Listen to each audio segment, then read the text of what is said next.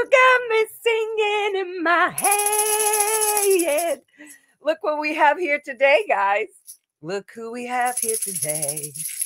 Hello, welcome. Welcome, all you fine early birds on this beautiful Sunday morning, August 27th, on our special, beautiful LARA FM TV series, episode 14. Today, we get to talk about psychedelics and Scientology. What a fucking amazing subject, huh? And not only be able to talk about a fun, beautiful subject, but to do it with a dear friend and somebody who has a lot of beautiful experience and knowledge, and I would say just her own growth and teaching. Anyways, her name is Sarah Seltzer. Here she is. Welcome, my sweet angel baby. Hello, dear Lara. It's so good. So good to be here and see your beautiful face.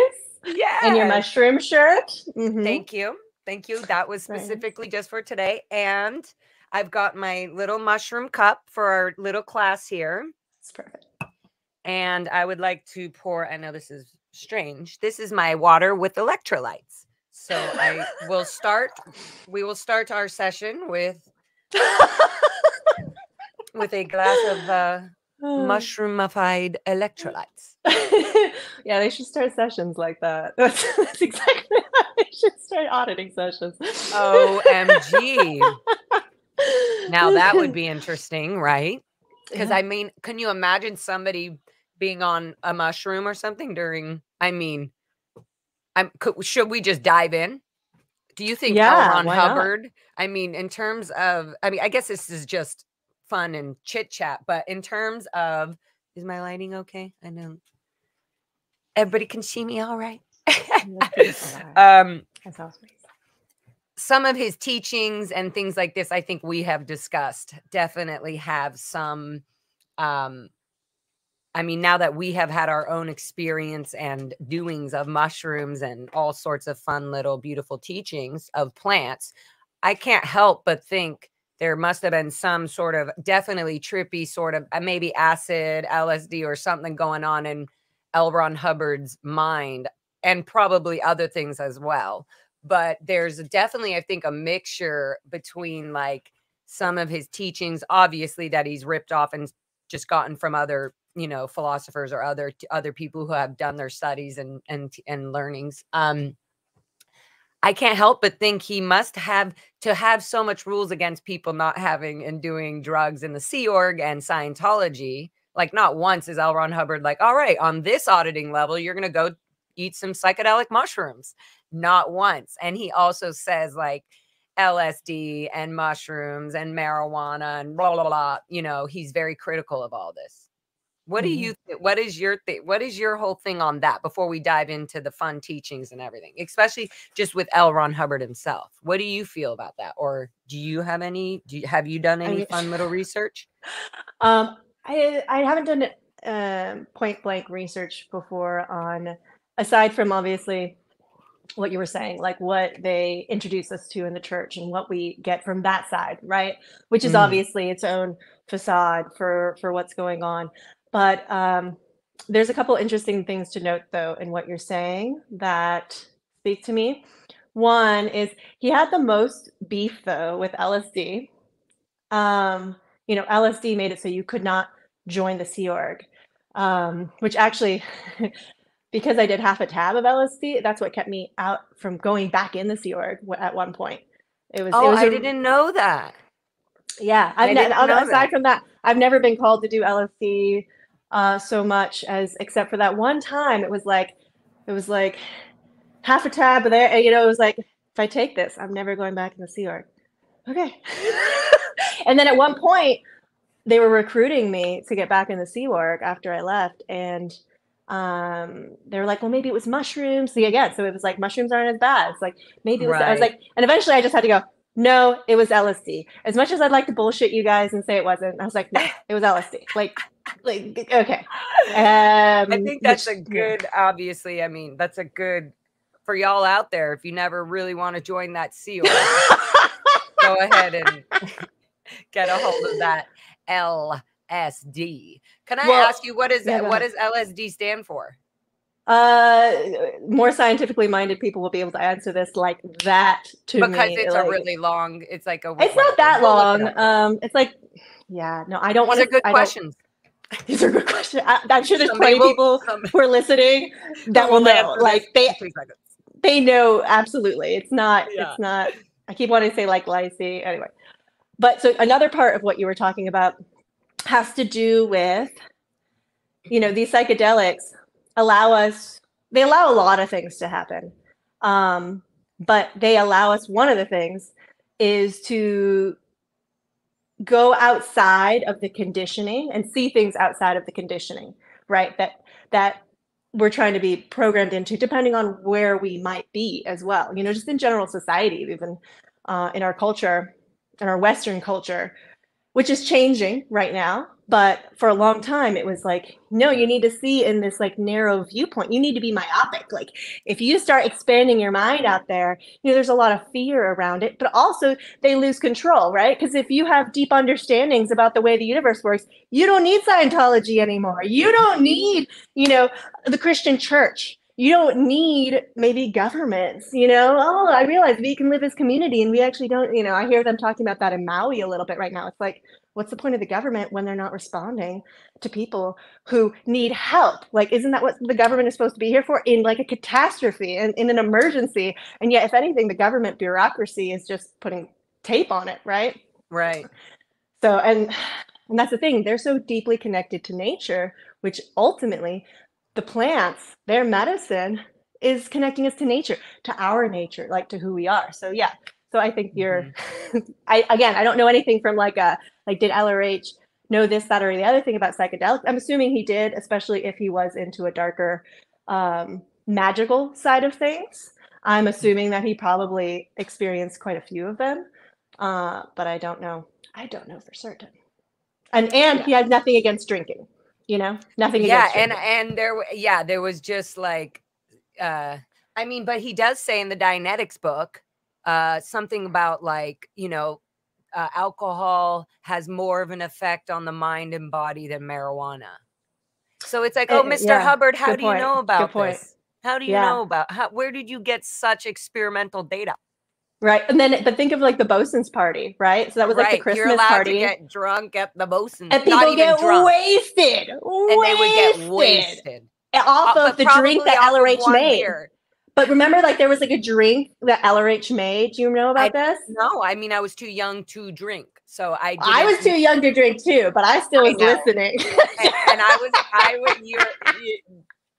very true. I was in Flag in Clearwater in Florida, where they're very, you know, everybody's watching you. And I would watch some of my friends drink and I would see, oh my God, you're getting buzzed. They're going to notice. And so I just was like, I don't want to be part of the people anyways. But also I was young and didn't know anything. And I also was probably like, oh, this tastes like shit. Right. No, but there's like a drink. Oh, there's another. But so L. Ron Hubbard, L. Ron Hubbard made up some Bosun party drink. Like that supposedly was supposed to get people wasted. I'm sure it did. Oh my goodness. Yeah, I mean, do you remember Bosun parties where people were just like literally like falling over themselves? It was just like, and of course, you know, you're younger, so you're just like, all right. Okay, I don't know what's going on here.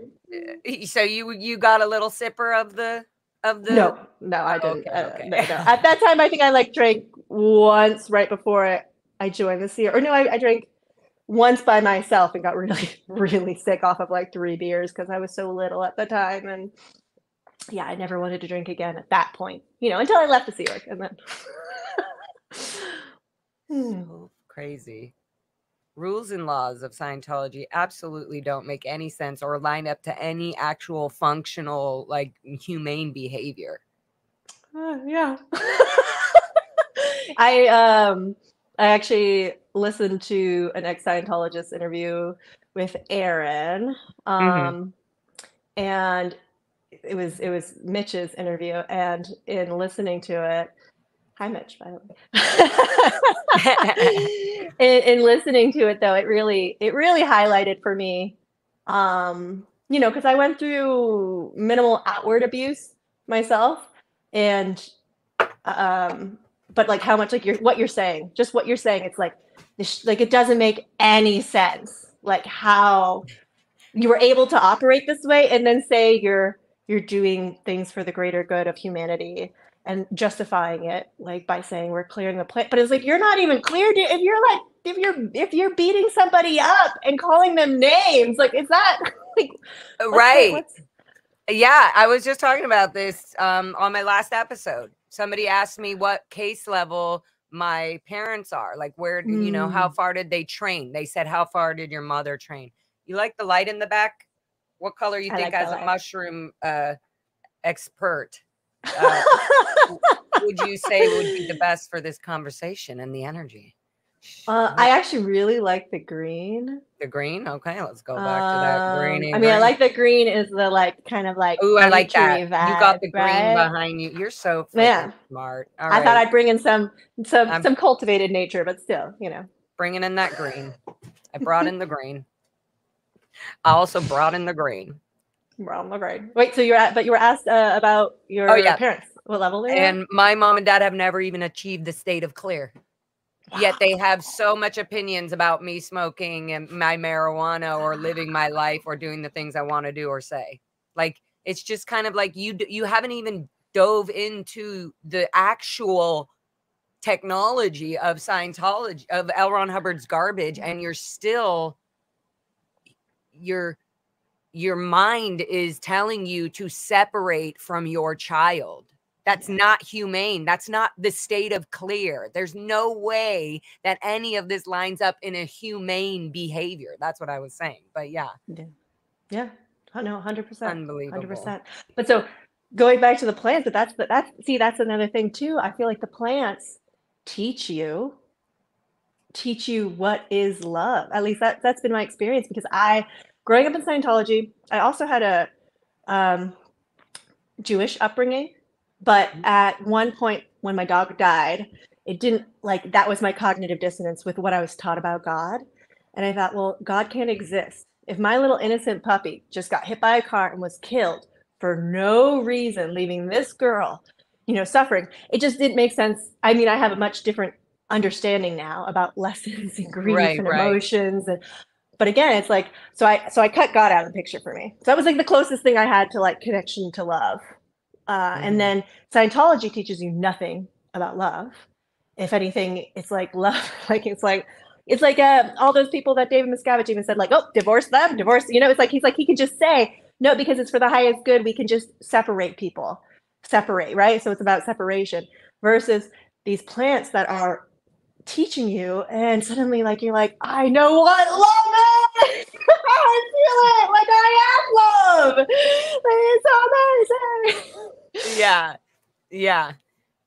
I was gonna say, even I remember the first time I ever even just took literally one little nice stem of a mushroom, and my friend was with me, who I really loved and totally trusted, and was like, if I die, Nikki, this is you. Like, this is all on you. And I was like, but in that case, now that I said that, I will enjoy whatever the heck happens, right? So you just kind of let yourself go into this. And when I did, I can't help but tell you, I felt the same. It started filling this void of the love. It gave me something to myself to give myself. That I was missing from, let's say, my direct mother or whoever, you know what I mean? And I just started feeling joyful and loving and happy. And I was like, okay, Nikki, I noticed all the little gold in the sand was more obvious. And I just thought, wow, the little things in life are so beautiful. And how I just got so happy about these gold shimmery things all in the sand, you know, the little flakes. But when I was on this mushroom, it just felt like everything validated the love and the joy and the fun of the person that I am. And so, like, I wanted to hug the sand, and I was just crying and laughing. And I felt so good with my friend because she's seen me cry a million times, and she's seen me laugh, and she's seen me drunk, and she's seen me angry. And so it didn't matter. I was like, I can, and because she was there, I'm telling you, this one little stem, it just, I mean, the mush, it made me realize that I don't need to be searching for the love that I'm trying to fill, that I didn't get. I don't need to search for it. I can do it myself. And that to me has kept me very much so in line with plant medicine, 100%, that everybody likes to call psychedelics, right? Right. Well, so or drugs. Right. Well, I even have a teacher that will still call it that, because what I do with her is I go into ritual. And so we actually connect to our own chemistry through ritual rather than having the plants point back to our chemistry, right? Wait. Say that again. So like you're saying, for the whole crowd and everybody else coming in, like, which I do. I think we should also get a disclaimer in a second, and then I'd like to share something about trauma about what you're saying too. I feel like, say the disclaimer. By the way, we're friends talking about psychedelics and Scientology. We are not therapists. We are not anything. And we are not anything, and we are everything at all. So we are everywhere and nowhere. Yeah, literally, we just are. We are but to add on to this disclaimer, which actually goes with what I was saying that you wanted me to repeat too. So not everybody is meant to work with plant medicine. That's a really personal thing that is up to you. What Lara was saying about being with a friend and how she was safe with this friend, the container you are in, I cannot stress enough, is so important. And what I mean by container is somebody or a group who is able to hold a space for you. I mean, some people do it by themselves. What do you explain to new people who are under the radar, so to speak, brand new Scientologists or cadets coming out and wondering, like, what the false information? What do you mean by space? What do you mean by that? What do you mean by a container? Actually, if you look at it in relation to Scientology, it's a perfect, I feel like a perfect juxtaposition to what you just said. You were with a friend, and with that friend, you had, I'm calling, space to feel. You were able to cry. You were able to scream. You were able to just feel joy. You didn't have anybody who was manipulating how you were feeling or what you could or couldn't do in that moment. You had somebody who knew that, oh, if she's going too close to that ledge, she can pull you back. And this is in a very little context. On a more subtle level, and No. You're literally explaining it beautifully. Like how you said that space. Because had I been having this trip with somebody I was uncomfortable with, I would have felt not weak. I just would have felt uncertain. And on a mushroom like that, that could not send you off, but it could definitely make you face fears that you're not ready to be facing at that time. Or even spiral out. Or it's like they talk about, or come out of it and laugh your ass off. You could, and that's the thing. There are so many layers and levels. Even when you're in a quote unquote unsafe space, or maybe you leave the container, or whatever it is that happens.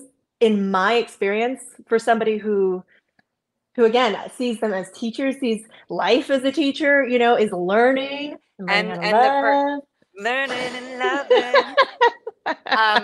And I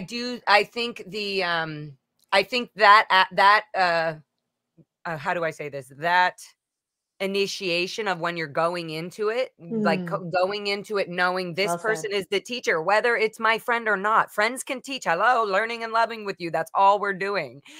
Friends can teach so many people so many things.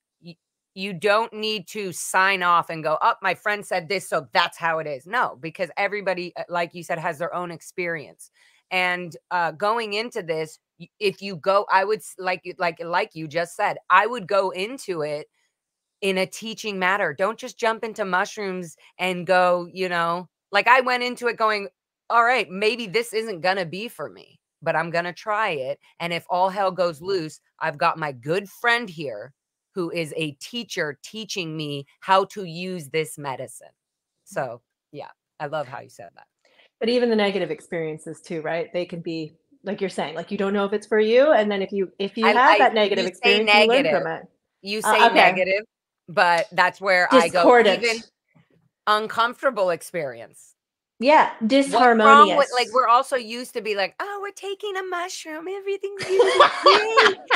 It's like, okay, but if it's great if you're listening and you're being one with this mushroom and not and hearing yourself judge things and go, oh wow, Mm, I'm really judging this in my head, and yeah. oh okay, I want to work on that mushroom, and whatever it is, I don't know. Yeah.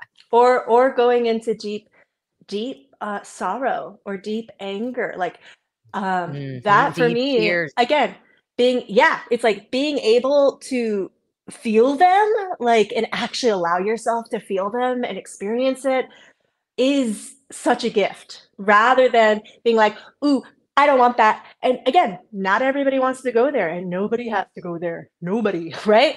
But obviously Lara and I have chosen in our own ways to go there and have recognized the value of what it means for us. Um, what Gabor Mate said, I actually recently saw this. He talks about trauma being a disconnection from the self. And That's a good disease, one right there. Trauma well, being a disease, go disconnection ahead. from the self. No, yeah, I was just repeating what you're saying. And then That's disease is the manifestation of that trauma, right? Of that mm, disconnection, of that right. discourse. Because other things, it's like if you're not inhabiting your body, also, other things are going to come in and inhabit. It's like empty space, right? If you're not here, if you're not connected and connecting to your heart, connecting to your organs, right? Connecting to your bones and feeling you. And so that's one thing I feel like, and Lara, from what you just even said, it's like that's what these plant medicines and also again some alternative practices can allow like us to be guided back to ourselves, right? And then connect Are once you again. saying sort of like yoga or something or stretches physically, or Um, are you saying, or just, having a pattern or a method of bringing your spirit sort of back to you and not your mind, where your mind is going, or what do you, like I don't yes to all the above. Yes, it was a good question, but it's like it's because that's the thing. That's one thing that I can definitely say. Like, if you're ever working with a practitioner, such or an organization such as Scientology, and they're saying this is the only way. You're never going to get better unless you do this. Then I would think, bling, red flag, because for each and every person, it might literally just be doing yoga. You find yoga and yoga is it's it. And you are like, yes, I'm here. Or maybe it's yes, I'm here. And then a couple years later, you need something else or you find something else or whatever it is. For me, also doing indigenous work, which again is already really connected to the plants. They already have that vibration and that understanding of nature to be able to take those lessons and teachings and manifest them and then embody them, right? And then share them. So that's another way that you can do it. Some people, talk therapy is going to be so amazing for you. I honestly find that just talk therapy on its own, for most people, it's going to like, you're going to go like this compared to like, there's a lot of other practices that will like take you like even somatic therapies will take you like, that at least will get you to a good jog, I think, rather than when you just stay in your head. Um, One thing I talked about with somebody recently is Scientology keeps you not even in your throat. It doesn't even let you go to your throat. It like keeps you up here and in your head about everything. So then you're not able to speak your truth. You're not able to feel your love and connect to your love, to know in your gut, right? To inhabit your womb space, your creative space. Like Mhm. these are all spaces in the body that are like informing you, right? So in Scientology, if we're up here, like how like how are we able to actually be informed about what's good for us? That's such a good point, because Scientology is so rude, and that's such a weird word to use, is so rude to the body. It's so, even though they're like, Mm, take care of your body and da da da, it's like the body doesn't come first when it should come first. It's your vessel. It's the thing that's going to even help you clear the planet physically, if that's truly what you are really dedicated of doing. It's just like, but like in the Sea Organ Scientology, the one thing they do is treat their staff and their bodies and each other mm, like crap, mhm, like really badly. And mhm. and they wait till the very last extreme moments to handle or to be nurturous or nice to the body.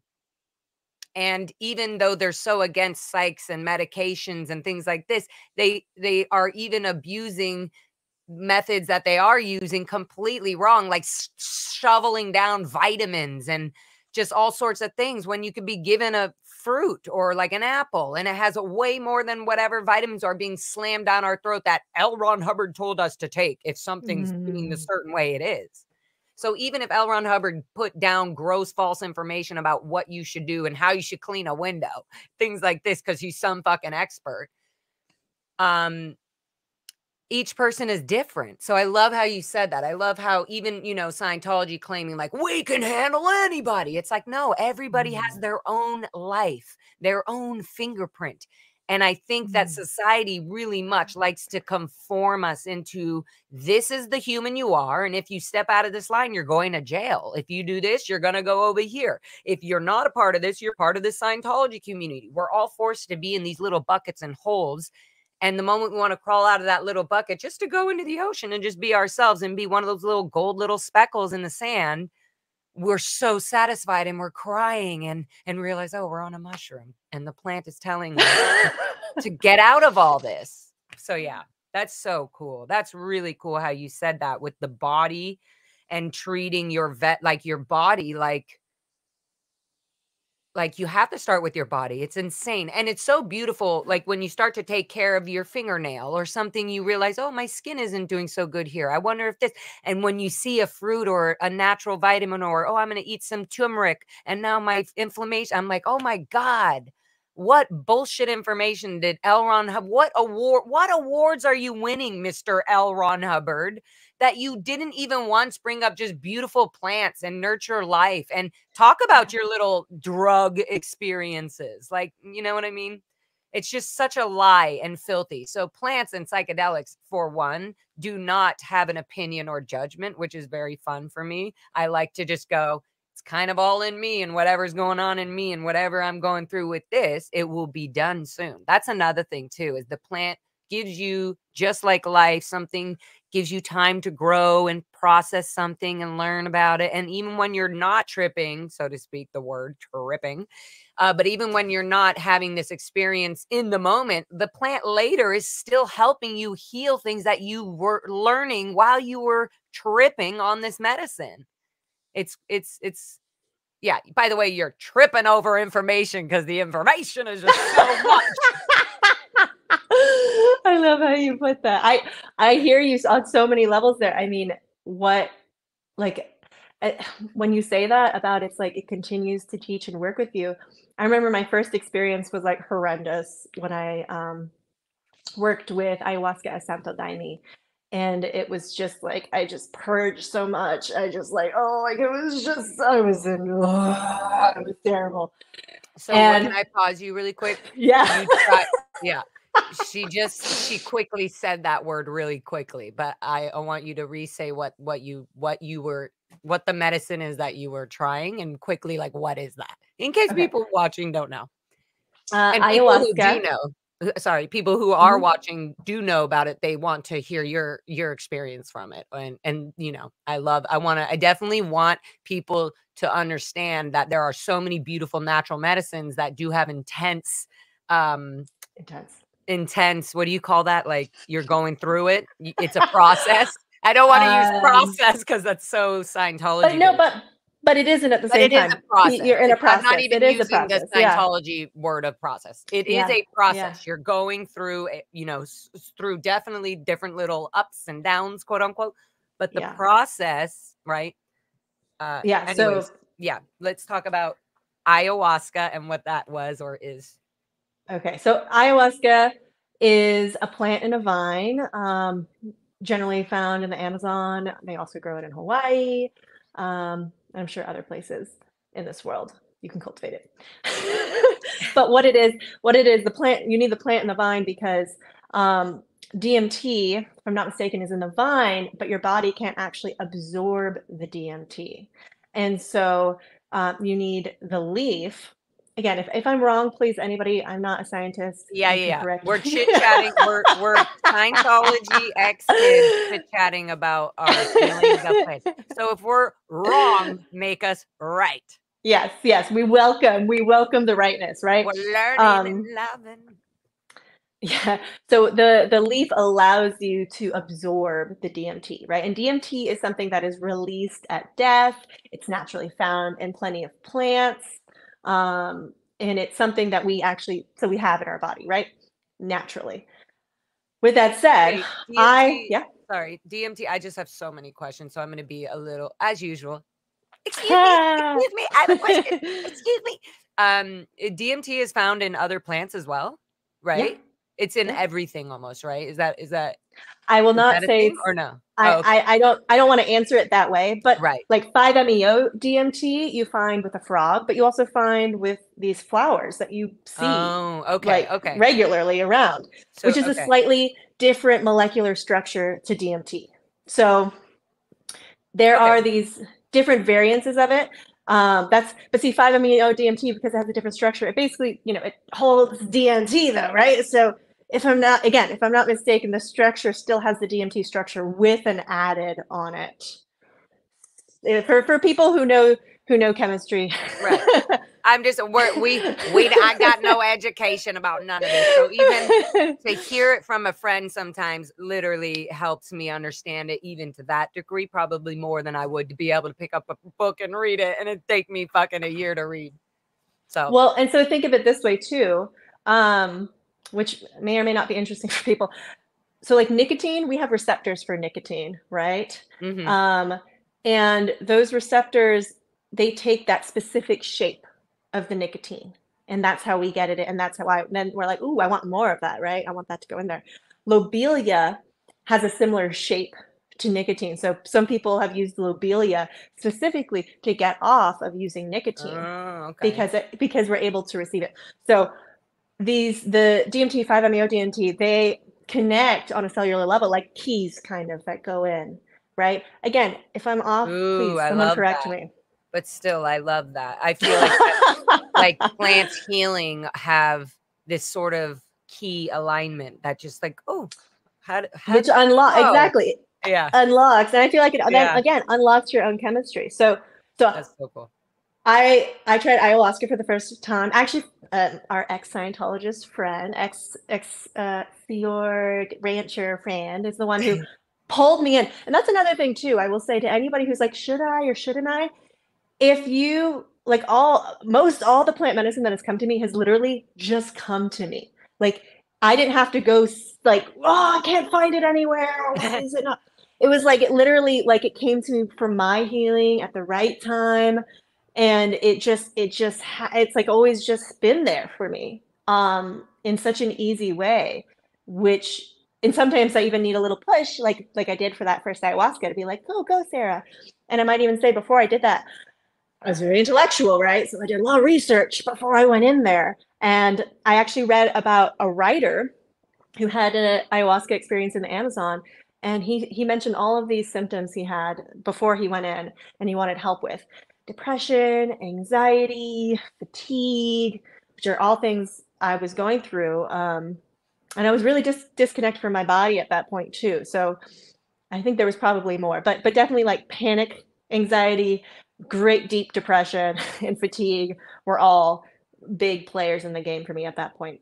And so when I read that it helped him with these things, I was like, all right, I'm going in. And I went in with a really strong intention for healing. Like I went with like, did you go with our friend or did you do it by yourself? You did go. Oh, and this was the first time you ever did it was with him? Oh, cool. Our favorite cutie. Our favorite cutie. And it was in a church. So this was a different setting, because even when we say church, right? And it's not for everybody, because even this church is very syncretic, but it also like sings a lot of about Jesus, and the Father and the Mother but because it's syncretic, it also sings about the plants, and it sings about the Queen of the Forest, and it sings about these nature things. I don't know. I could go on for a long time about And this so could because I. because the plant itself, We could go along together. we can go and it'll be great.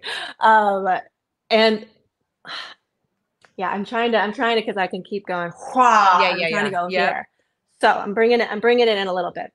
But I So, will say, yeah, the it was the ayahuasca. perfect experience for me Mhm. because I didn't even want to focus on what was outside of me. I was there for my healing, and I was trusting the medicine. I was trusting the plant, and that's who I was working with. No matter what these people were doing around me, whatever it was, I was there for the plant, and I had that deep healing intention. It like felt like it wrecked my body. It just I felt, and I came out of it, and what I noticed was, and it took several months, like you were saying, Laura, like it wasn't like right away I was like, hey, what's going on? You're right. But it was like a little bit at a time. I was like, okay, I'm doing better.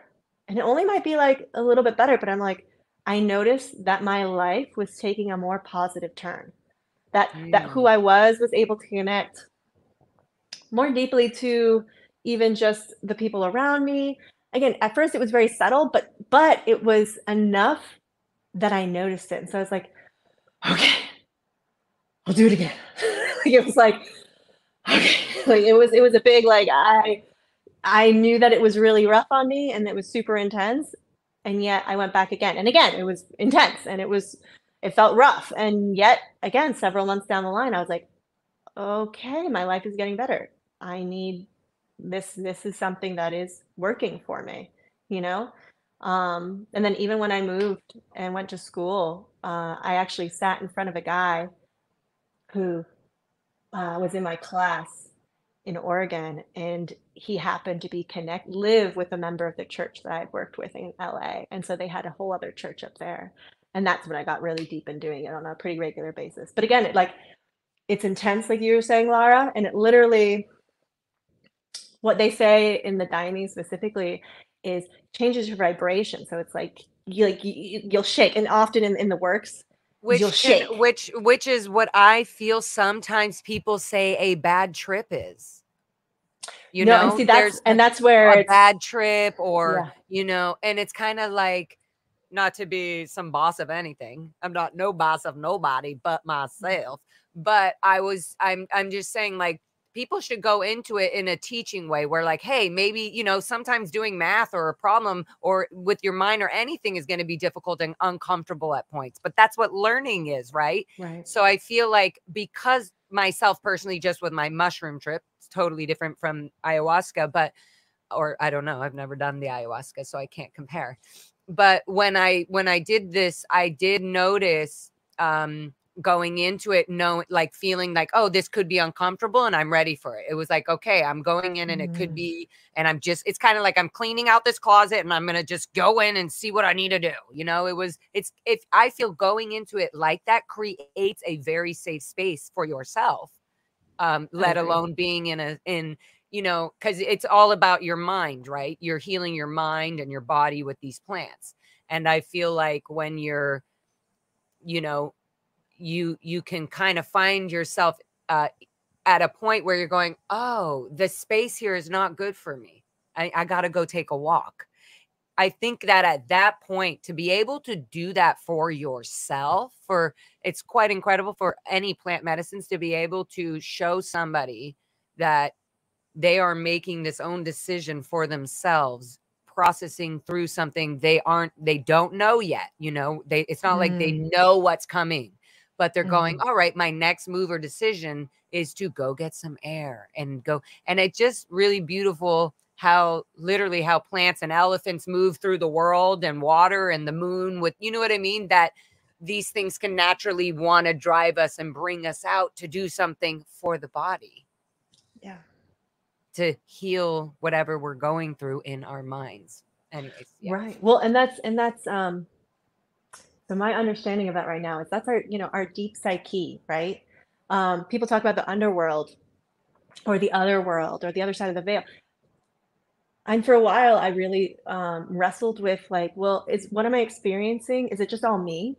Like, is it just like me making these things up? Like these other beings that I work with and that I channel, You know, do I just make them up? And then I realized I was like, in a way, yes.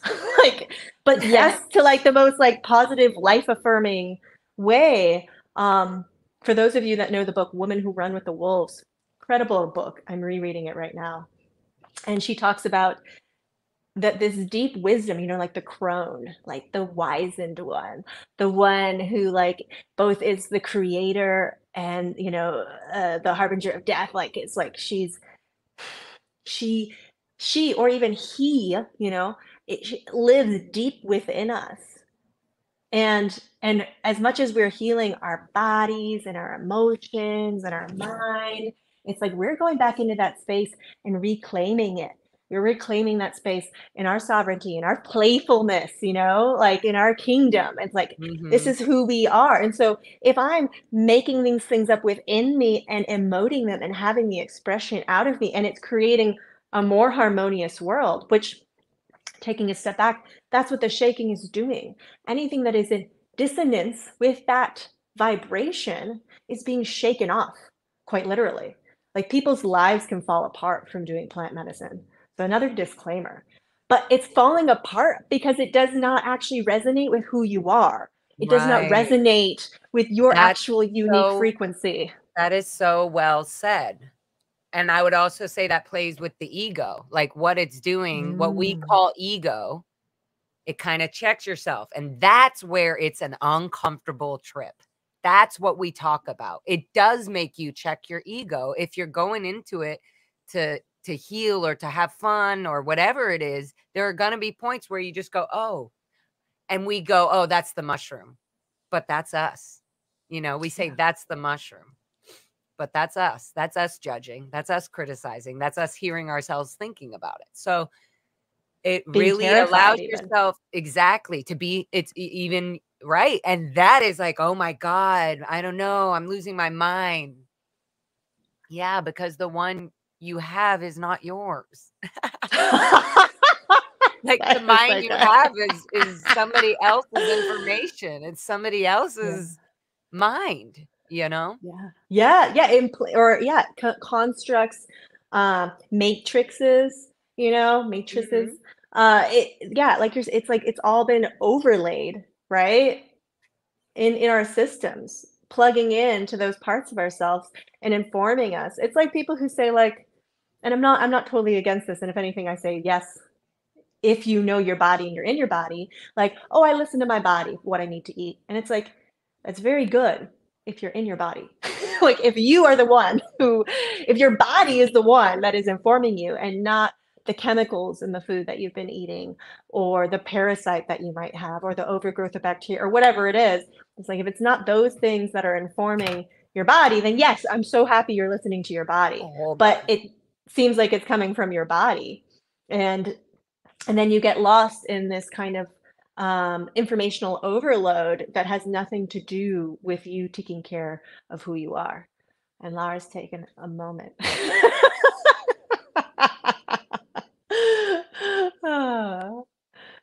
Yeah. I feel funny talking to myself. I'm sorry, Lara.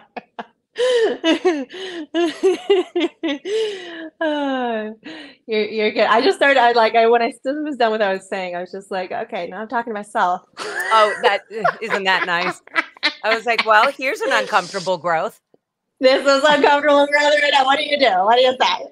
I looked over and I just walked Foxy before we started the live, and I just so nicely took off. I got all my plant medicine socks, and I have my little cute little white little slip on whatever loafers, and I look over and Foxy's like picking it off the floor to like get down and just lay and start chewing. I was like, Oh yeah. I was like, 1 second. And I picked it up and I was like, boop on her nose. Boop. No. And threw it over the thing. That was funny. Anyway, so sorry for your little no, it's good. It's good. It's testing me. What do I do? Lara? What do I do? Yeah.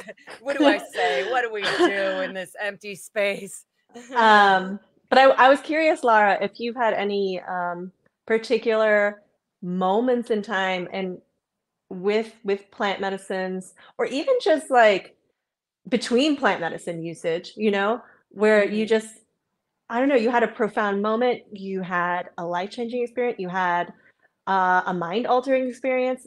You know, like, oh, I'm curious if there's anything that for you was like one of those Yeah. aha moments. I had, for me, it would, like, honestly, there was a moment when I was smoking weed, not nearly as much as I smoke now. So I wasn't even like smoking a lot of marijuana. I was probably like having a few puffs on my joint Mhm. out Jason's Spalino's window His in the window. arch chair. Yeah. His window. Yeah. And like, oh, hello. I just felt like we're in France and we're hiding in this little loft, you know, Mhm. out the window, smoking our things. But I had a huge, profound thing, and it sounds silly probably when I talk about it because it's such a stoner, you know, people call it, oh, what a stoner moment. But it actually was very deep and profound. It was realizing that I wasn't a Scientologist. I And remember you that's shared that the so last one, but huge because I was born and yeah. raised in Scientology. So for me, it separated my mind. It set what you said. It it took away the it didn't, for me, the marijuana took hey, you think like this, and it lifted the cap a little, and it just went like, that's your mind right here. Go have fun. And what do you think Mm, about this again? It made me look at it and mm, I went, oh, I don't like that. So I was mm, able to change from that. Just personally, it took me years later to even speak out against Scientology and about everything, years. But these were the things that yeah. brought me to myself. So it's so frustrating because it is an amazing plant. It makes you feel beautiful. It makes you feel happy. It can make you feel very calm and peaceful and sleepy if you need. It's just so perfect, right? And then for L. Ron Hubbard to be tarnishing Mm, these really amazing plants and medicines, and yet having some other thing forcing vitamins and crap down, you know, niacin 5,000 and on the purification, do 5 hours running and sweat. It's like, where did you come up with all this bullshit? And not once are you mm. being like, hey, throw in the celery juice. There's like nothing. Like, go run around the superpower. Go run around a fucking pole. That's what you're doing. Mm, You're running around a pole yeah, on a program during superpower. That's all right, mine. So I love how you brought that up earlier. Unbelievable. You're right. so smart and dope and in it. Anyway, Oh, so I love yeah, you, so Lara. that was my marijuana thing, right? To Yeah. me, that was a big thing. Liz has Yeah, it. I want to huge. drop a little fun thing for Liz Gale. She has a book out that is called um, Confessions of a Pothead. Confessions of an ex-Scientologist, but she crosses out, or it says X or something like that, and then it says pothead.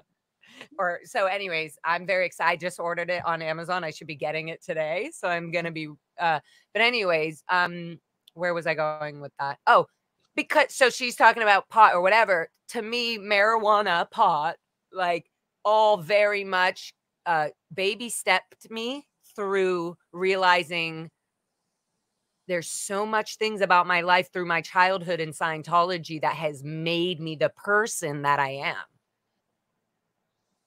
because I can't even fight about my disagreements about this organization that they call a religion that they're Mm, hiding all their trafficking through. Like, I can't even speak about this because I'm so feared about my life shattering. Literally, that's what it feels like. You mm, feel like you're mhm, shattering, and it's almost like a death. You're killing a side of you. You're letting it die, right? So it feels that's uncomfortable. Why am I doing that to my mind? I'm just getting stable outside in this wog world, you know?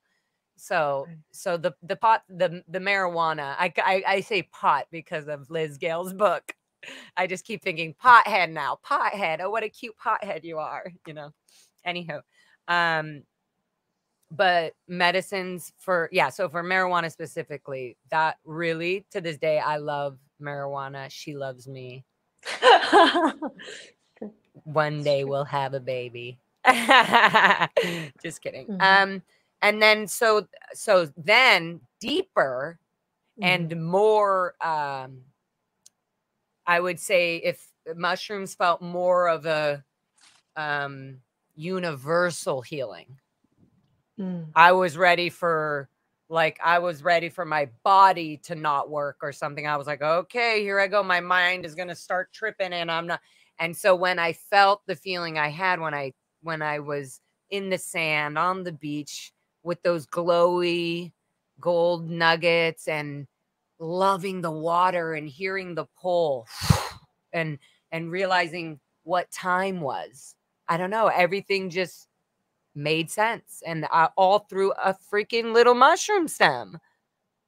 And I could see my blonde, beautiful hair so clearly on my body. And I remember looking at my hands saying, actually, so this was a big moment for me. I remember looking at my hands going, oh, thank you. My hands do so much for me. Yeah. And I started crying, about to cry again. I just was like, I'm so sorry. Wow. Totally didn't know I was going to have this moment. I just was like, I'm so sorry that your little hands as a child were just so used up all the time and that they're so sore now. And to let it out and cry just was so beautiful. Like, and you think I'm ever going to get that from my mother? You think my father's going to be teaching me this love? No, this is exactly what was missing. So yeah, it is uncomfortable at times and trips can be crazy and deep. But if you're in it going like, whoa, this is like emotionally bringing up stuff and wow. And you know, it also, the mushroom made me look at things from the third eye perspective. You know, it did. It made me go, oh, that's me. This is how I think. And here's me thinking about the whole thing. Yeah. So I remember just really being like, I wanted to take care of my body more after my first few little mushrooms experience. I just really was like, oh, I'm like, I really appreciate my body. And that was something, maybe that's why I got so connected with you earlier when you were talking about Scientology doesn't, you know, the body, they just treat your body like shit. There's no care and love for this beautiful experience of life that we're living through, you know? Right. Anywho, so yeah, those were my like simple things. The pot thing really showed me the marijuana was like my Scillas was the one that just validated, hey, your thoughts are fun, your ideas, if you're not a Scientologist, that's just who you are and you're like, that's fun. You can say it. You're kind of cool if you say that, actually. You know, I was just having all these things. Like, I'm like, you can just, it's fine. Yeah. So, yeah. So, yeah. So, and then I've also tried LSD. So, bye-bye, Sea Org. That was very fun, very trippy, very very I was in the desert, so that was really perfect. And it was after a performance as well, and it was really cool. But again, because I had done the mushroom, I understood now that the mind can relax and just go with, like, instead of trying to be on a trip, I started going, let's see where it takes me. Exactly how you said, let's see, you know, like let the plant guide you, kind of. So I just kind of just went with that. And every time I've done that, it's been very magical and sweet. But definitely there's always moments of drops of pureness and where later you're, when, you know, you're off doing your job or working really hard, building something or whatever, you're just going like, wow, I remember that deep, intense learning experience that I had with myself, you know? Yeah. No, it takes you, that's the thing. It takes you so deep and takes you to places that you can't, at least that I wasn't able to see on my own. You know, it wasn't until a couple of my ayahuasca or Santo Daime experiences that the plant showed me the abuse I experienced in Scientology. It showed me how it was wrong. Whereas before that, I like couldn't quite. It was, and I think I had that experience where I started to understand that right before we did our documentary.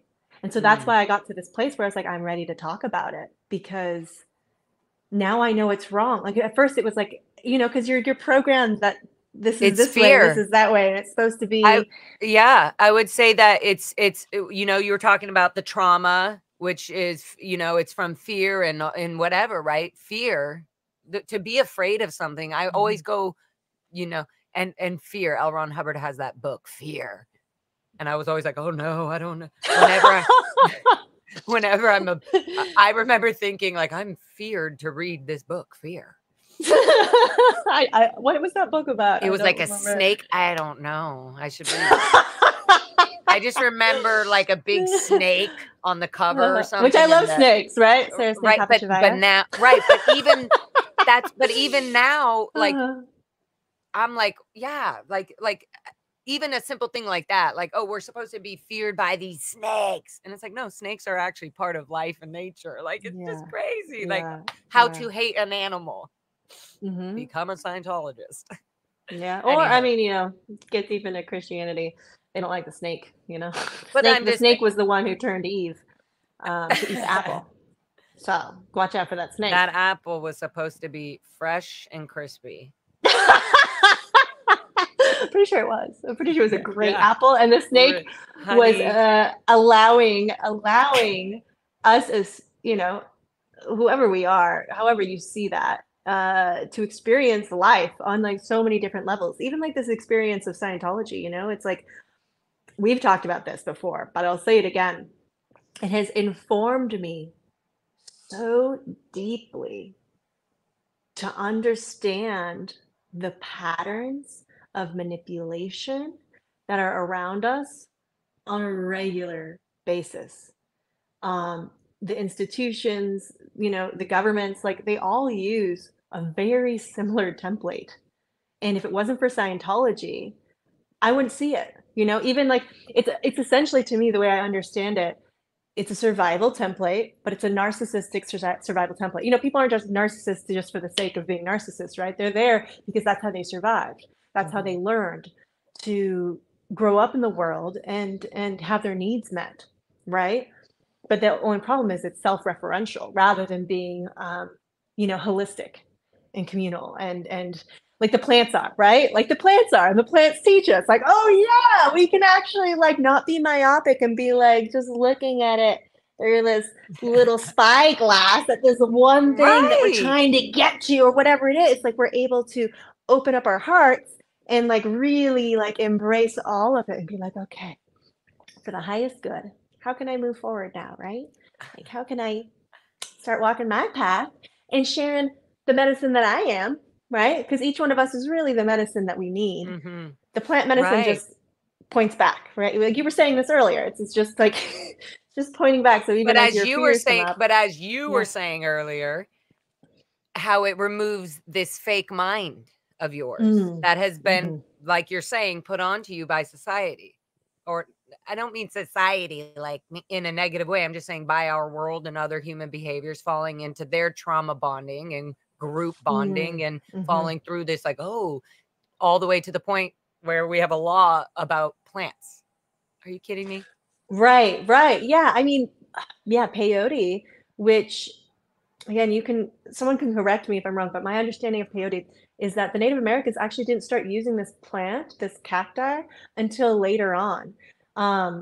They started using it when they needed it for medicine because they, you know, genocide was committed against them. They were decultured. Like they had a living culture, you know, they weren't in a petri dish. They were a living culture in nature that knew how to interact and be the caretakers of the land, right? They knew how to have their role and place in nature. And then as they were being decimated, this cactus is the one that they went to as a protector, as a teacher, as a healer. And that's another experience. I got to experience that sitting in a teepee in New Mexico. And that was a really incredible experience. For me, it was more purging than anything else. It was a lot of, but I had a really magical experience. What do you mean by purging? Let's break this down, Sarah. Could you tell us about this? Or actually, what they call it is getting well. They actually call it getting well. See, so language is so key because in Scientology, they steal your language and they convert even language that is being used in the outside world of planet Scientology, they still use words like infinity, but create their own definition for what infinity and, you know, matter, energy, space, and time. They create their own messed definition of what that means, you know, or they don't create it. L. Ron Hubbard has his own definition of what that means. So that's, Lara, yeah, sorry. Lara, no. I just, what you're saying. Oh, yeah. Language. But it's so important, because if you point back to even what I was talking about with the Native Americans, so we can see it in this microcosm in Scientology, but look at it this way. The colonizers took the Native Americans, they put them in schools where they forbid them to speak their language. They had to speak English, right? American, and English, yeah. It was I was just I'm just like, but how they even took, like, how Americans have even taken the word Americans, like, you know what I mean? What? Everybody, what is that? So, yeah, it's just exactly. Speaking of Native Americans, like, right, but like, even they're not Native Americans. They're indigenous peoples that have nothing to do with America, right? Yeah, it's right. But we literally they have nothing people to do with America, right? Right. Well, and America has nothing to do with them. That's America is a concept. That's what I mean. Yeah. Okay. Good. We're on the same page. Yeah. I'm just I'm agreeing with you and being like, Okay. Good. Exactly. but this, so it just to even like expand so this. Go what you were saying about the native, how they steal their language by telling them to go to put them in these American schools is exactly where I was getting. Yes. And so stealing the language, like, language is so important, and Scientology steals the mental language.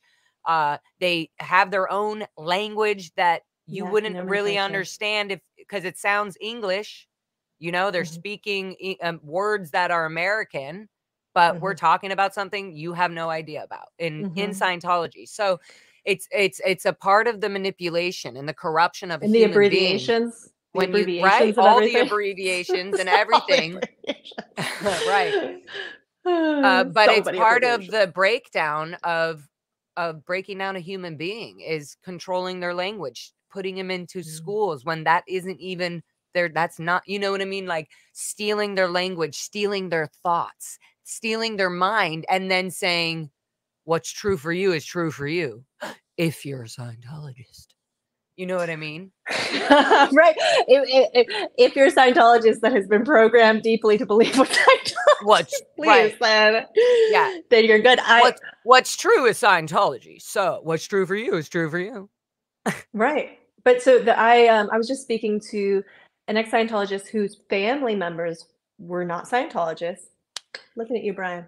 And he he went to a Scientology school, though. So he was one of those kids that was a WOG technically when he went to the school, but ended up, you know, being indoctrinated into Scientology through, I don't know, for some reason, I didn't think of it until this moment, how clear it is. It's the same thing, right? They have the schools so they can indoctrinate these people, and then they end up, you know, becoming Scientologists. And this is a person actually who Scientology has their own schools. They have their own way to study. Yes. So they're taking the way that you naturally would study something, and then they say, this is how you're supposed to study this thing, no matter what you're reading in the whole world. This is the way to study it. This is how you study this thing. Yeah. So I'm sorry. Go ahead. No. And they add little bits of their drills, their Scientology drills, like staring at a wall, right? Or like repeating something monotonously to a Chinese wall school for drilling. Their own reason, for you to remember what the keeping Scientology steps are. Right. Like, you have to recite those, or what the definition of a team is. Why are they making us recite what a team definition is? of a team?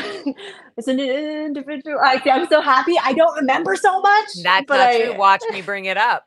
I know you know it. team has a tendency to know what the other team members are doing and thinking, and coordinates their bias and their with. Oh, their by and I See, look, okay, good. It's no, but away from you too. Claire, no, Claire Headley, Claire and Amy Scobie said, no, they fixed me on it. It's not bias. I thought it was bias. It's something else. It's not that. So this whole time as a little kid, I was like, they're bias and they're wit. Anywho, the programming and there's things that there's a reason that they wanted to drill and engrave into our minds, program into our minds what the definition of a team is, so that when we're not part of the team, we're doing something wrong. Because how do we not know what a team is? You've drilled it a million times. You can recite it. So are you being an individual and being a member of the team at the same time? Yeah. Or are you individuating, making your own decisions? So and then this is how you study, and this is what you call this, and don't call this rape, call it out 2D, and don't, you know what I mean? They're changing language. They're putting us human beings into this cycle, this institutionalized cycle they call school or course rooms or supervision or technology. No plant medicine in Scientology technology. That's a big red flag, bras. No. Well, and if you become a Scientologist and you do, like, let's say, just do a little, smoke a little toke, then you are a revert. They call you a revert. You're a Scientology revert, which means you reverted back. Yeah. I'm a revert, guys. No, you don't. You got out. You got out. So a revert is somebody who wants to come back, but they've already done drugs? I think they reverted to drugs again. Yeah, I think they reverted to drugs again. There you go. Okay, okay. I think they're technically science. Like a revert. Yeah. I definitely heard that time a million times. Oh, he's not qualified. He's a revert. And I didn't even understand what drugs were at that time. Drugs. I didn't even understand what they were in the societal labeling of what they were. I was just like, oh, they're bad. Drugs. Oh, he's a revert. He went back to the drugs. Yeah. Drugs, bad. Back to the drugs. Oh, there's a pharmacy. Bad. No, drugs. I mean, I don't really smoke cannabis right now, but at the same time, cannabis totally. Yeah, it literally saved my life one time. Literally. Do you eat edibles or do you CBD? I mean, I do very little plant medicine at this time, unless I'm like going like into ceremony and I'm, and I feel called to do it. Right. I just recently actually worked with frog medicine with combo, and that was my second time doing that. And that again, can you tell us about that? Yeah. I want to know. Tell us all. This is so fun. So what is it called? So it's called just combo. And by the way, this is just from her experience, and her friend Lara and I were just having a chit chat with our crowds of beautiful chit chatters. I see you. I see y'all in the comments. I love y'all. Here, this is for y'all. Thank you so much for this, Lara. But anyways, we are not professionals. We are not trying to make you do or don't do nothing. So just enjoy the conversation, hear, feel, accept, receive, spit it out, shit it out, whatever. Well, yeah. So what's this frog medicine? Just get well. Yeah, just you're getting well. I love that. I love that. Instead of like, oh, are you sick? I'm getting well. Yeah. Well, and a lot of people hate throwing up, so they don't want to do plant medicine because they just they have like an anxiety about throwing up. But yeah, maybe if we could just be like, you're getting well. No, and also I wonder in the mind, if you're getting well, I wonder in the mind if that even helps it process better instead of throwing up. Because that sounds like a bad thing. You're throwing it up. But if you're getting well, it's more like, oh, I'm receiving, I'm getting well. So whatever's happening is releasing, right? No, exactly. Because I remember so many moments where, especially once I understood what it was to deeply work with plant medicine, it's like when I feel it in pain or nauseous or whatever it is in my body, I'm like, okay, I'm ready. Like I want it out of me. I don't want this in here anymore. I want it to come out, so I'm ready to get well. Right. Oh, I wonder if people hearing this are going, oh, that's much better way. Like to hear it. Now they're going, oh, that makes sense to me. Like that would make more sense to me. Going like, oh, I want to get this out.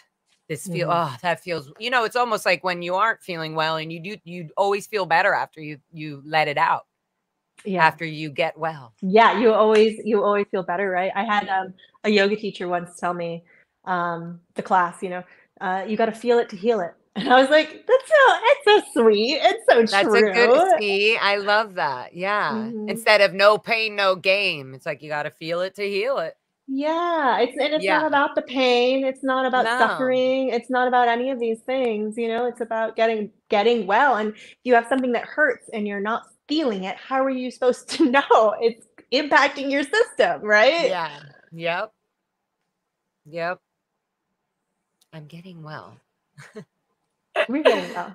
Yeah. And may all beings get well. Wow, that was great.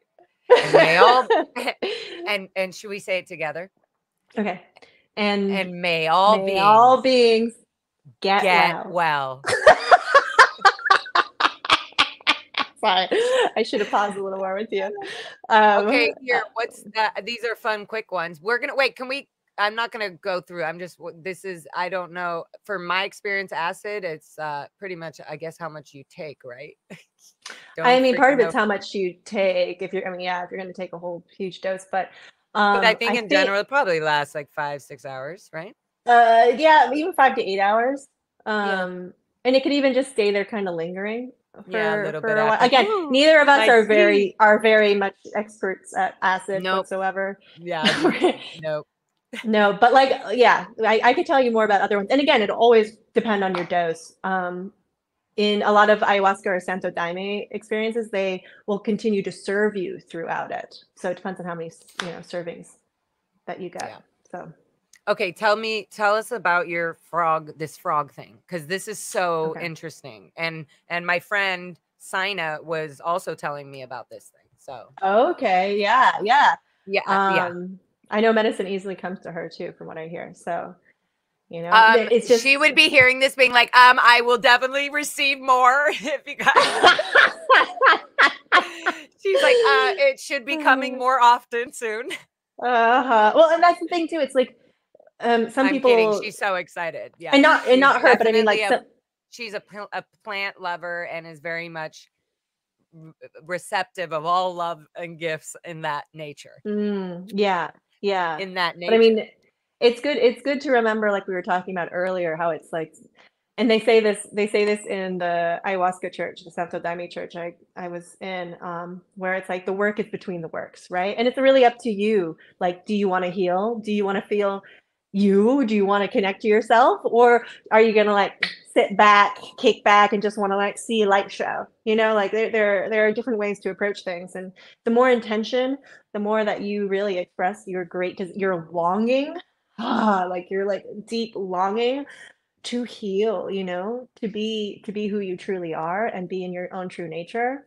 I think a lot of people also are going to these outlets because they have tried so many ways to heal and to get well. And sorry, but Scientology's not doing it. Yeah, right. So of course there's organizations like Scientology who are going to criticize psychiatry and therapy and call it squirrel and not the right technology or whatever they want. But the truth is, there's plant medicine that heals the human body that comes from this earth naturally, that will heal the body naturally without money, without, Scientology manipulation that they're going to call auditing, I didn't mean to throw it right back into that, but yeah. Yeah. Okay, frog medicine. Tell us about the frog medicine. So the frog medicine, so this was again an Amazonian medicine where they actually would they take these little frogs in the Amazon and they take their poison off of their back. And I know that some people harvest it, with more care and more love than others. And I feel really very grateful to work with the woman I just did, because she works with a tribe that goes to great measures to protect the frogs. And even when they like bind their little eggs, but they use like nice little cushions so that way they're not hurting them. And you know, like they go out of their way to really take care of these frogs. Like they really That's so protect sweet. these frogs. Yeah. And so, you know, again, not if you're just going to get this medicine from somewhere and you don't know where it's being harvested from, please check it out and make sure that we're respecting. We're not sharing Sarah's story to tell you how to do it. We're sharing Sarah's story to give people therapy and understanding from a different frame of mind of through an experience, an upbringing that we were trapped in. And these were our own personal ways of healing and getting well and realizing what is actually true for us. Right. And I know after speaking to somebody recently who's an ex-Scientologist, they were talking about the incredible fatigue and depression and anxiety that they are experiencing. And while I do feel very grateful for, as far as depression and fatigue, or excuse me, depression and anxiety go, you know, those are more limited to me. And even when they come up now, I feel, again, just so grateful that usually I'm really good at feeling what I feel and not creating the story around it. And so I bring this part of it up because I know, for one, other people are out there. And also, you know, for me, I'm still doing my healing journey because my fatigue is probably one of the biggest things that comes up for me. And I know that it happens for other people who've gotten out of Scientology. For sure. Yep. So and it's not just a physical thing, right? Right. So frog medicine, I wish I actually knew more about it than I do, but the bit that I do know is it works on a very physiological level as well as a spiritual level. I mean, it works on all levels, really. It's kind of a jack of all trades sort of a medicine, but you are going to have a much shorter time sitting with it, for one. In my experience, maybe my whole experience was about an hour, right? The whole thing. And that's even like, I think, the recovery moment. And most people are gonna get well. They're gonna have it come up and out. And it was really cool. The woman I worked with, she was able to tell by the color of what came out where it was coming from in the body. So whether I was purging from my stomach or my liver or my kidneys, you know, so getting into the deep organ tissues where you're actually clearing out the stuff in the organs. Because they hold emotions, they hold toxicity, they hold all sorts of things, including stories in these spaces and places, right? So again, physical as well as mental, emotional, spiritual levels. And so for me, my first one, actually, I had it done on my right side, so my masculine side, and was working with my male ancestors, right, on that side for my paternal lineage. And it was really straightforward. It was like, I purged, I screamed, I cried, and I cried for the earth, I cried for the trees, I cried for the plants and the animals, I cried for the oceans, the water, and I felt as if I was crying from that ancestral place as well that was losing their home. It was like I was crying for my home that I was losing. And then I did another session because she saw that I needed it, and I'm so glad she saw that because I did. And I did my feminine side, and that side, also when I go into these places, I'm actually channeling the beings that work with me. So I'll often be kind of speaking with these little kind of funny sounds and voices. Maybe you should interview them sometime. That would be kind of fun. Yes. And I might accidentally eat a little beautiful mushy mush while doing so. I might join them with you, perhaps. But in that second one, it was like my feminine side. It was like she knew. It was like, goes back to what I was saying. It's like that deep, wild woman that lives in me. It's like she knew, and she wanted it to stay in my body. I made what sounded like bird sounds for the first time I ever did. I never knew I could. And they actually came up again in another session I did recently. So I'm like, and I've got some bird sounds. Were they just nice little bird sounds, or were they some sort of relieving, like, or something? Like, They were like, I can't do it unless I'm like channeling. But I'll see if I can kind of do it. because I know where it came from, which is like, it's like almost like the back of the throat, and it was almost like a suctioning in the back of the throat, like a like kind of like a that. Oh, whoa. Yeah, so they were kind of like but again, it was a little more of a Yeah. bird. Yeah. That was great. I bet you somebody's gonna be putting that on repeat. enjoy my bird. Or maybe I'll make you your own special video for your channel where that is your intro. Just bird sounds. Oh gosh. Yeah, I do need in between your plants. That's just perfect. Between my plants. Oh, sadly, I do not have two ferns. Sorry, Zach Galifianakis that's reference. So funny. Okay, anyway, so yeah, back to your beautiful bird. Yeah, so anyway, so after I was just asking because yeah. for me, like sometimes the vibrations, I call them kind of, if I have, you know, if I take a lot of mushrooms or whatever, and I'm like, woo, I can feel it. You know, I'm like, woo, I can, you know, I'm sweating, or I'm like, okay, okay, I gotta walk a little bit. Yeah. I gotta walk a little bit, blah, blah, blah. But shit, where was I just going with that?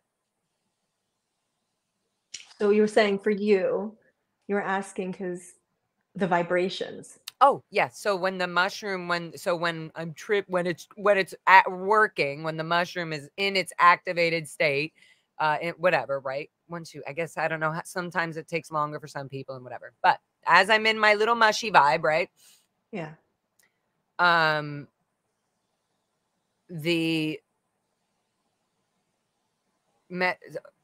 I feel like I'm just gonna tell you a trippy story, but what was the thing that I was just saying before I go on that trip story? It's the vibration. You're talking about the vibration. Yeah. So when I'm having my little trippy vibration thing, there's certain things where I can be like, you know, ooh, yeah, I'll go walk, and it has this like breaking sort of like, you know, the breaking of what I'm comfortable with, or what you know what I mean? It's breaking, whether it's fear, whether it's anxiety, whatever that is, it has this, sort of this breaking thing for me. And sometimes I have to be like, I have to physically do something, like, you know, I have to be like, whoa, right? Kind of shake it out of the body. Like, I just have to be like, whoa, okay. And then I'm like, okay, I'm back, you know? Because it's breaking this uncomfortable vibration where I'm like, whoa, let's change that vibration and just move it. You know what I mean? Yeah. Yeah. So I felt that even with some friends, when I was tripping, I would bring them to another. I just like, cool, let's change the vibration. Let's just, and they're like, oh, perfect. They're like, oh God, I don't know. And even for me, it feels great because we can use this in society, right? We're in a situation where, you know, somebody's, you know, some stupid PI's following us or whatever. Good. Boom. We're out of here. Boom. Next vibration. Boom. Next. We're enjoying. They're going to watch us laugh and enjoy a meal. This is going to be amazing. Yeah. Change the vibration. So yeah. So these vibrations, sometimes I do have to make these funny noises or sounds or do something that is not normal. Yeah. But it really shakes it off and puts us, boop, it kind of aligns you back in with whatever you're going through. That's how I feel sometimes when No, Lara, I think actually you make a really good point, because that's one thing that the medicine, the beings I work with, even before I knew who they were teaching me in the medicine, was two things. One, how to be in my body in the medicine, because again, it's really important. It can come if you're not there, something else is going to be there, right? So it's good for you to be in your body, to really like feel your toes, feel your ankles and your heels and your feet, like really down, fingertips, crown of the head, okay, like all the way out. That, and now I'm losing my train of thought because I was to be in your body. No, to be in your body, and it's really good to feel your body and to feel the vibrations and stuff like that. To move, because you were saying it's like you do these things, you understand how to just allow. And that's the thing. It's like we have this Western conditioning. Most of us do. Maybe you're really lucky. Maybe you don't. And where it's like, no, you sit still. No, you try to be quiet. No, you know, it's like you do this, and this is okay. But anything outside of this, no, you're a bad boy or a bad girl. Usually, like, you know, it's a condition us as children, As children. right? Yep. What's right or wrong that we are allowed or not allowed to do in our bodies. And so being able to be in the medicine, if you do choose, you know, to have that experience, to allow, like Lara's saying, what? Maybe you're like, what? What? Or maybe you're like, and you're just like, you know, or maybe suddenly you start like voguing and you're like, I don't know, it's just happening, man. And I just got to do it, you know, on my hat, you know, my hat, I protect my crown. But you might literally, or maybe you need to fall, you know, lie on the floor and just like shake it out. I think it's so important for people to know that if they have that experience and they're going in. And again, goes back to this idea of what is a container. Again, if you can have somebody who really knows what a container is be with you, even better, right? But to have someone there holding space, allowing you the space to have the experience that you need to have in a safe, protected, and loving environment. And then you're like, it's all good. Does it? Yeah. As you said that, I heard Foxy whining, and I was like, oh, does she need a safe, protecting, loving environment? And then I was like, oh, she's playing with bubs. So annoying. She's like, I see her tailing. Hey, come on, get up here. I'm like, they're having their own live stream over there. Yeah. Yeah. So that's the thing. It just, yeah, I love how you said that. Just being the body, being able to feel it, go do that. This, like, it's so normal to us to think that we're not allowed to do something like move our hand or take a little dance and skip in the middle of a sidewalk for no reason because somebody's watching. It's like, it's like, you know, this fear of watching and opinions and judgment and not letting go because you're going to be seen in a different light, in a different way. You're going to be told you're not really a healer. You're just like this fake person because this person's still holding this opinion about you for so long. That happened when you were a child and you were made to do something like some non-healer would. And now that you've healed it and now you've become a healer, somebody's going to attack you for that. You're not going to go live by that person's thing now. Oh, this person thinks and feels this of me for the rest of my life. No, that breaks it open. You start to just go, it's fun to know who I am and what I don't like and what I love and when I love to just have a moment of chilling and sitting down and being in this fun moment or going out to dinner and laughing my ass off. I don't give a fuck who the fuck is eating and laughing. We're all, you know what I mean? We're all in our thing. Like, and so it's just amazing. If we're going to get anywhere near the subject of God or talking about the idea of God, plants to me give a very clear connection to what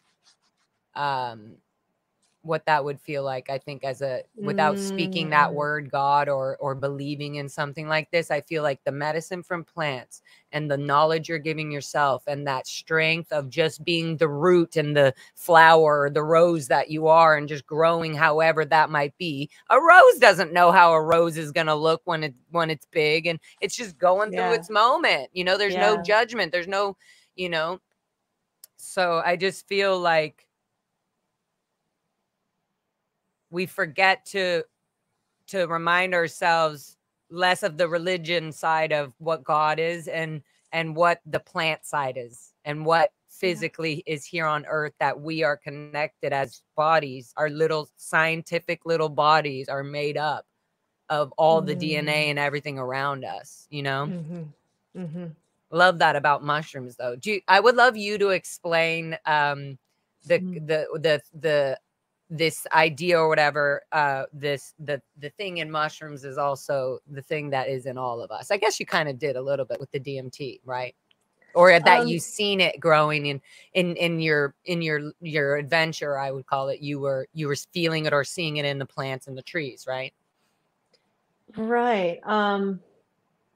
In mushrooms, I feel like mushrooms has something in it though. From what I've seen, that it like what I've learned, what I've been learning and loving is that mushrooms actually has a natural thing in it that's in all human bodies and everything already. I wonder if that is. Well, I want to find psilocybin. that. It could also feel like the psychotropic aspect of mushrooms, unless you're working with Amanita, which I've never worked with. And people go back and forth whether it's toxic. So, but people have used it for a very long time for medicinal purposes, right? So as you were speaking about that, I feel like fungi has a really unique place because it's I mean, it's been argued, and I don't know if there's a truth to this, that it came from space, right? It came from the star. It came from somewhere else. I don't know how much truth that is, but what I do know is that it was here very early on in Earth's existence. And yeah, that's what I mean. That's sorry. That's actually what I was trying to say. Is that the from what I learned watching is that these mushrooms have been around longer than Scientology. Let's put it that and way. let me give you a cool definitely longer. Well, longer than Scientology in its form here on the earth. I have some understandings of Scientology has been around in other forms for a very long time. But that's a whole nother conversation.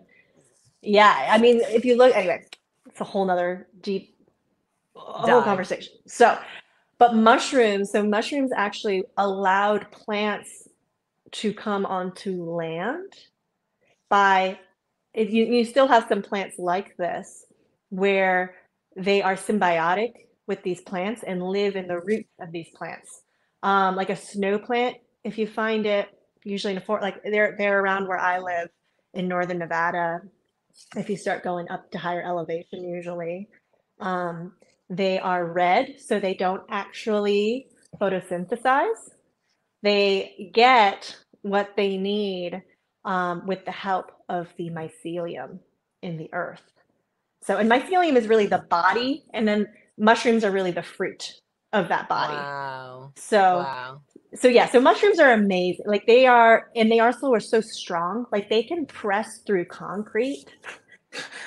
They can fruit through concrete. They can lift up huge boulders to fruit. Like they are just incredible, right? And they breathe oxygen like us. So we're actually supposed to be, I think, more like fungi than we are like plants, I think. Again, anyone want to correct me? I am more than willing to learn more about this. Yeah. So yeah, no, fungi are amazing. But I will say my most intense experience I had working with medicine was actually the toad medicine and 5-MeO. Like you were talking about God, you touched on that concept. Hi, Foxy. And the experience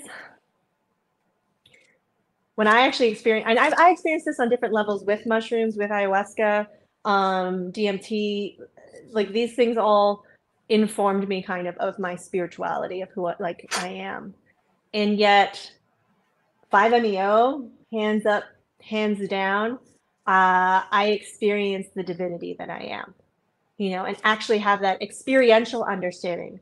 And in that experiential understanding, I understand that we are all that. Like, I'm not like, just like, hey, me. It's like, no, like each and every one of us are. I actually have had something I learned in a dream. In my dream was this like writing, but it wasn't in words. It was like in like kind of abstract imagery. And when I woke up, but in my dream, I knew what it said. And I woke up and it was, so I wrote it down more precisely, but it's like, if someone teaches you, you have nothing. If you learn, you have everything.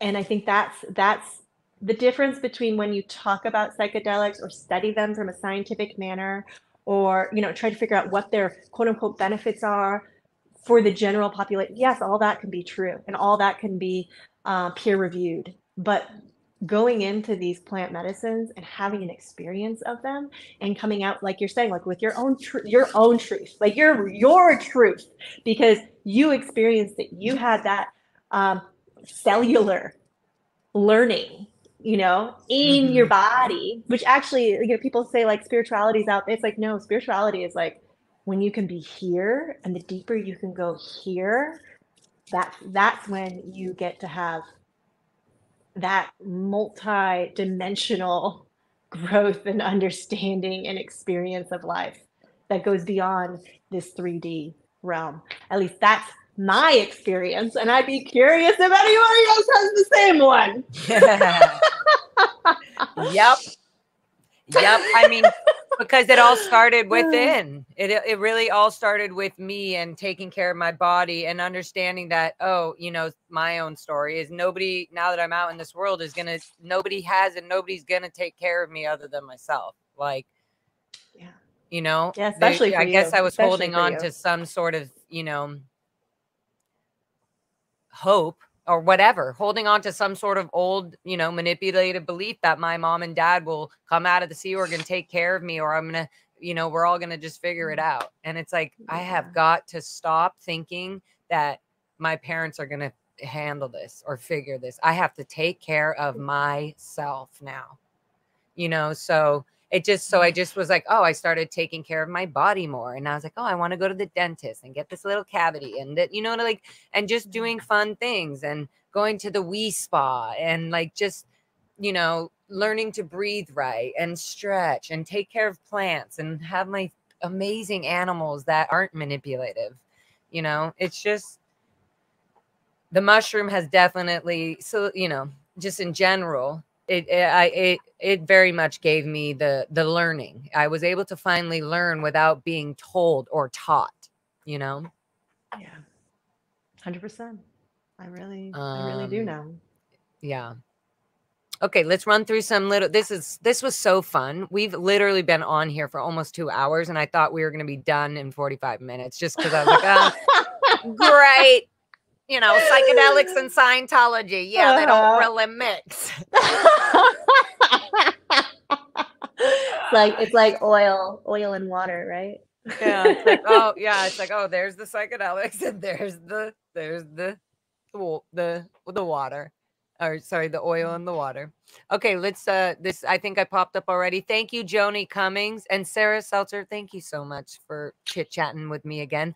We're going to continue doing episode 14A, B, C, whatever, as we talk about psychedelics and Scientology. And we'll have more things that we've learned. So we'll be able to update everything we've learned. We can also have other people on that we love that can teach us even more about all this. This is from Tip 45. Lara, when it's time, you and Sarah close your eyes and wrap your arms and squeeze.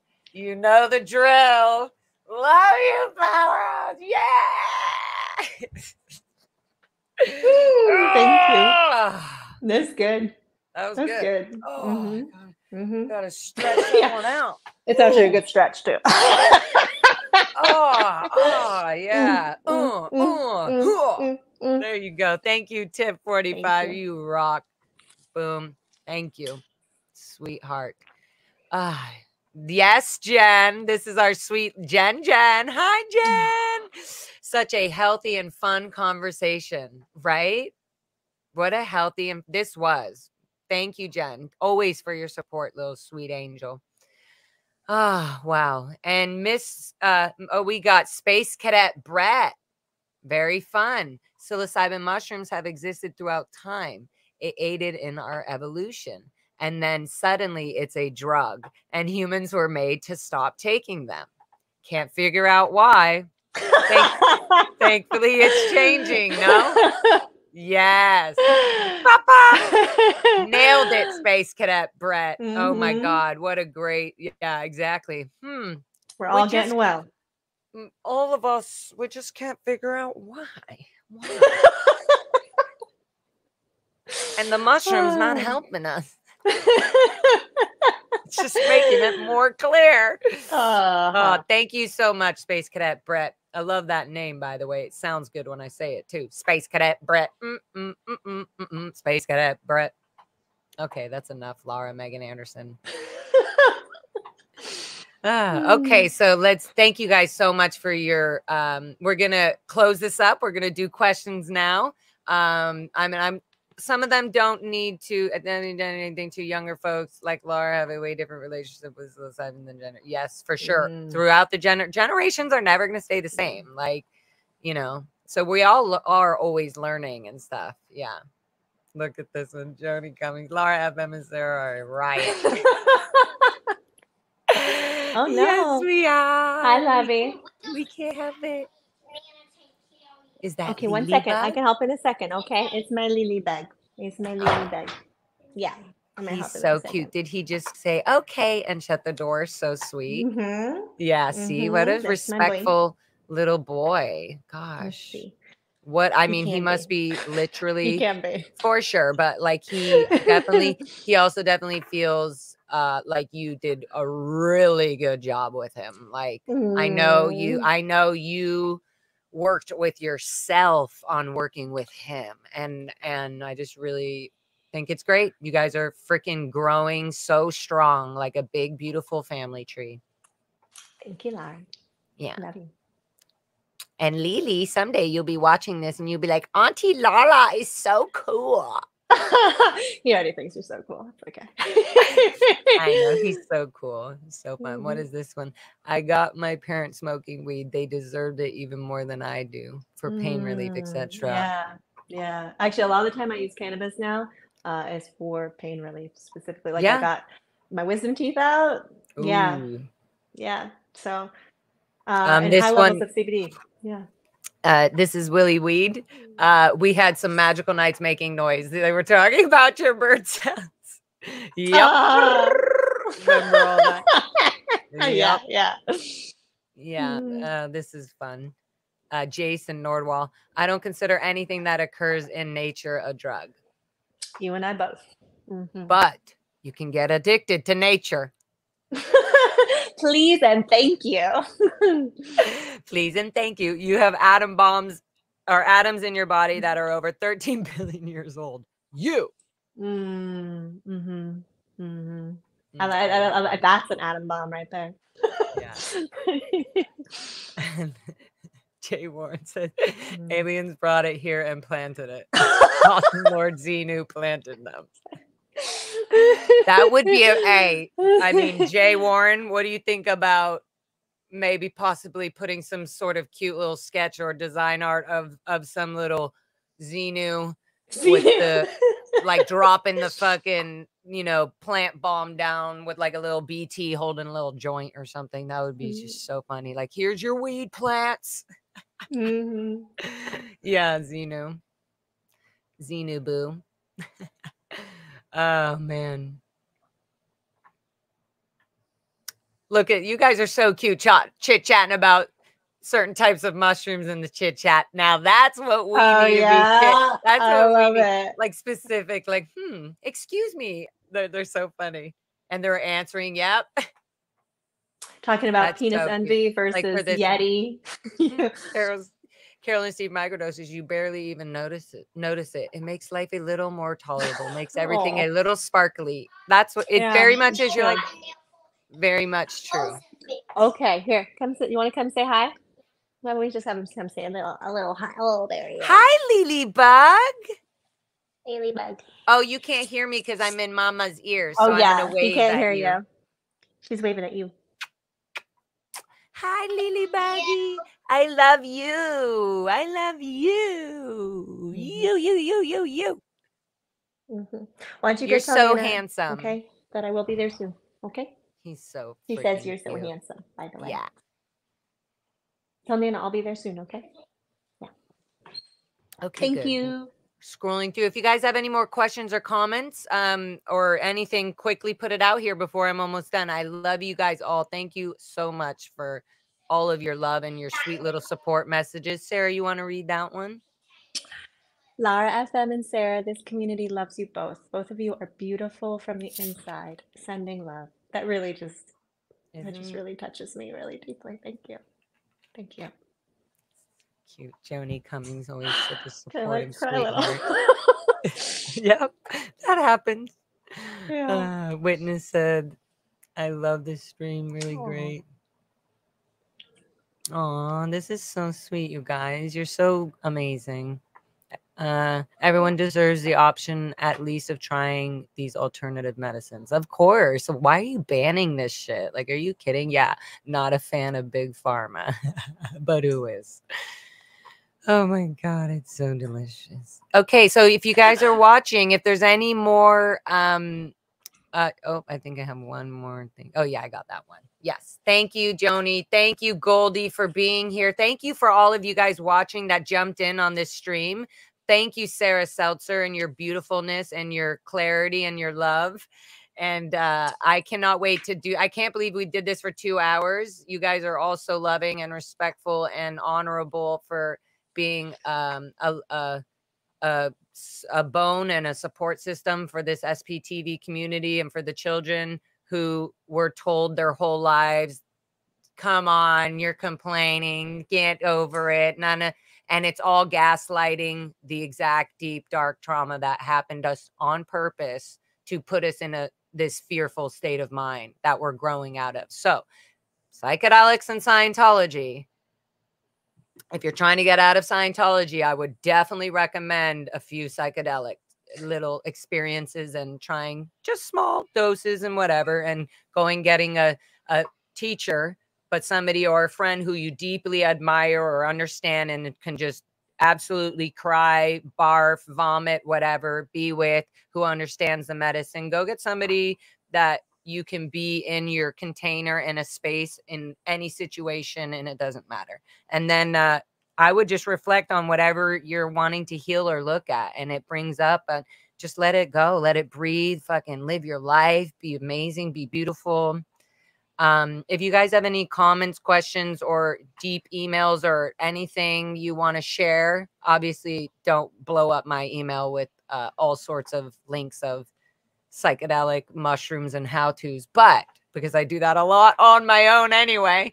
But if you have any questions, if you're trying to leave, if you have any information as cadets or anybody within in the realm of being abused by Scientology or the Sea Org, or being a minor underage in the Sea Org, you can go to the Aftermath Foundation. You can also hit me up on my website here. That's Francis. That's Sarah's doggy, Francis. You can also call the SP hotline. This is the LFM SP TV hotline. You can call 323-898-1335, or you can text that number and text me. I answer it directly. I do everything here on that phone line. So anything you want to send me, email me, whatever, do it on that. Do it on my website. Thank you again all for being here. See you on the next party. See you on the next party with Sarah. Yes, my sweet angel. Let me just say this too. I will be doing some live streams coming up soon where with Psychedelics, we're going to do some work to actually reclaim our sovereignty. So I don't know when they're coming up yet, but if you stay tuned or follow my Instagram, I should be putting up information there. nature.ritual. Yeah, wait, let me put this up this time. Now I know I can do it. So what is it? Nature.ritual is your Instagram? Yeah, or at nature.ritual. Yeah. Let me put that up. At nature.ritual IG.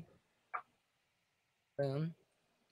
Okay, that's Sarah's. And then your YouTube. Are you going to be streaming any of this through your YouTube, your channel? I believe I'm going to do a live stream on YouTube. My Instagram should definitely let you know. Yeah, when and exactly where. But I believe I'm going to be doing a live YouTube. One of them's going to be for reclaiming your sovereignty, and another one's going to be working with the land. So just like we're fractured, the land is fractured with all of this concrete. It's not even able to live its nature, right? What it offers, right? The gifts it gives. So we're going to be working with some land as well. Possibly Maui will be the first episode of that one. So that's amazing. Okay, good. And I will put in the descriptions below this video any information for Sarah to go see her links on YouTube and all that. So it'll be there. Thank you, Lara. When we're done, for all those watching this later. And don't forget to like the video, because it does help remind people. It gets the word out there. It lets people know, oh, and you can share it as well. You can share, you can subscribe, you can make lots of interesting, fun beats out of Sarah's bird sounds. And until then, we'll see you on the next one, everybody. We love you so much. Thank you for your support. Peace and love.